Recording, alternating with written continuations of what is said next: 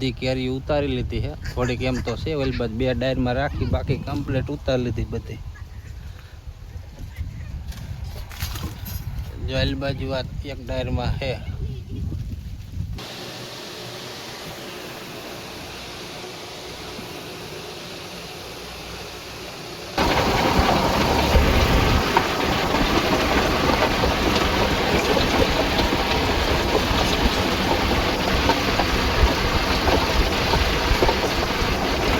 બાજુ જ્યાં મોર કપાસ પાઈ દીધો હતો એ કાંઈક કમ્પ્લીટ દેખાવા માંડ્યો છે. જો હજી અમુક ઉગી ગયો ને અમુક ઉગતો આવે.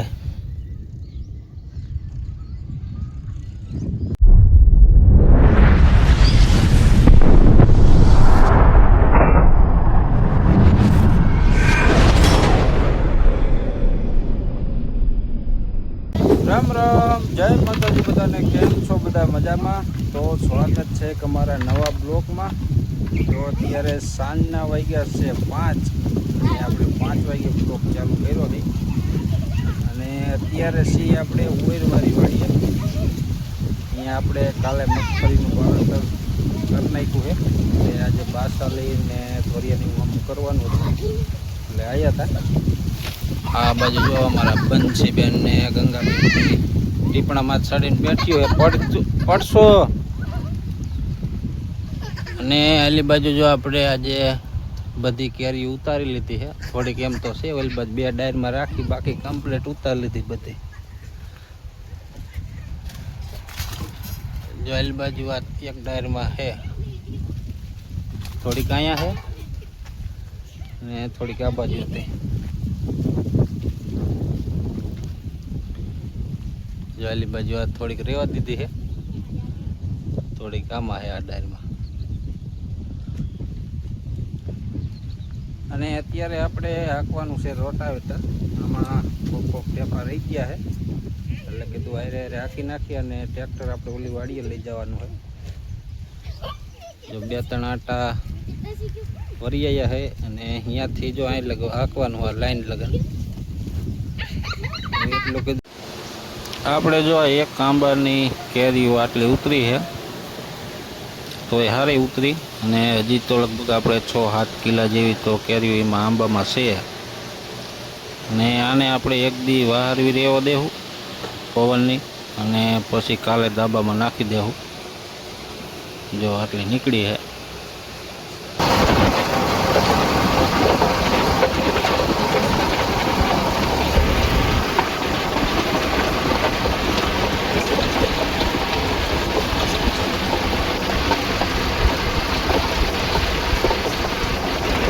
જો અત્યારે ટાઈમ થયો છે 8 જેવું અને આપણે ઓલી વાડીએથી 7 વાગે અવતર્યા હતા. આવીને તરત આપણે ભેહું દોવી અને ભેહું દોવીને જો અત્યારે ટાઈમ થયો છે 8 જેવું. અને અત્યારે આપણે જવું છે ગામમાં ડેરીએ દૂધ ભરવા. દૂધ ભરી આવી અને આપણે ટ્રેક્ટર લઈને આવ્યા એટલે થોડીક વાર લાગી. મોટરસાઇકલ લઈને આવ્યા તો વહેલા વી આવે. તો હાલો ગામમાં એટલે જઈ. જો બાઇકમાં કેન ટીંગાડી દીધું દૂધનું. દૂધ ભરી આવી, ડેરીનો ટાઈમ થઈ ગયો. રામ રામ, જય માતાજી બધાને. કેમ છો બધા? મજામાં?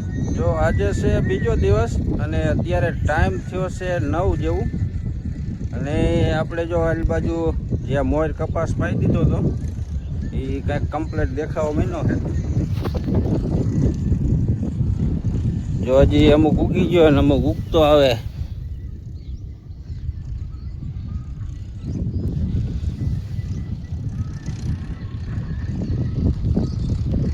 અને આલી બાજુ હજી નથી દેખાતો.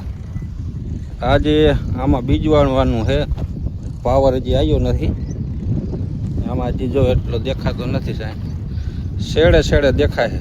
શેડે જે આ પાણી આપણે ભીરું રહ્યું હોય ને એમાં નીકળી ગયો છે.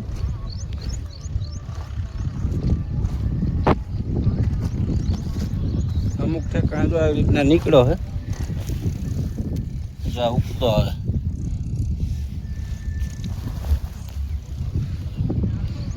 શેડે શેડે પાછો નીકળી ગયો જો.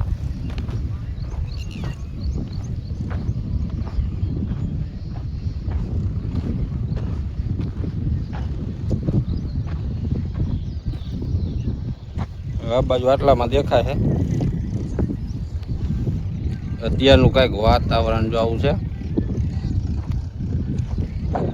અને આજે તો રાતે 3 વાગે વાવાઝોડું આવ્યું હતું.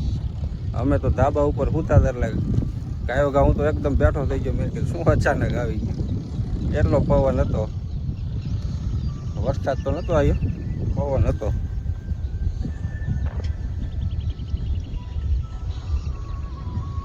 આપણે આ વીજળિયાની બાજુ કંઈક 5 પલાર જેવો વરસાદ થઈ ગયો. એટલે બહુ તો નથી. રોડ એ ડેરીવાળો આવે છે ને ત્યાં, એટલે એ કહેતો હતો કે અમારે એમ ઉપર 5 પલાર જેવો એવો વરસાદ આવ્યો હતો રાતે. અને અત્યારે આપણે જવું છે વાંકાનેર. વાંકાનેર આપણે ઓલી વાડીનું જીરું નાખ્યું છે 10 બાસકા. તો વાંકાનેર જઈ આવે. ને આમાં બીજું વાણવાનું છે પણ હજી લાઇટ આવી નથી. હવે રાતે આ પવન હતો, કદાચ તાર બાર તૂટા હોય, લાઇટ આવે પછી આમાં બીજું વાણ નાખી એટલે આ બાજુ ઉગતો થાય. આલી બાજુ જો પાડોશી ટ્રેક્ટર હાકે છે.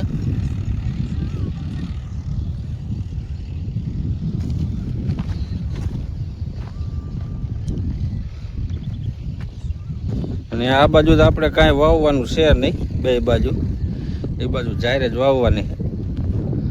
જો આલી બાજુ આટલું રાખી દીધું છે. ઓલી બાજુ આલી બાજુ તો આપણે ખારા જેવું, એટલે કાંઈ બીજું કાંઈ કંઈ નથી વાવવું. બે બાજુ જાહેર વાવી દઈશું. આટલો કપાસ અહીં વાયો છે. અને આપણે ઓલી વાડીએ 10 મણ જેવી મગફળી વાવી. કાંઈક હજી થોડુંક પડ્યું છે, એટલે એમાં હજી બી લેવાનું છે. બી લઈને એમાં એટલી 5 મણ જેવી વાવી દેવી.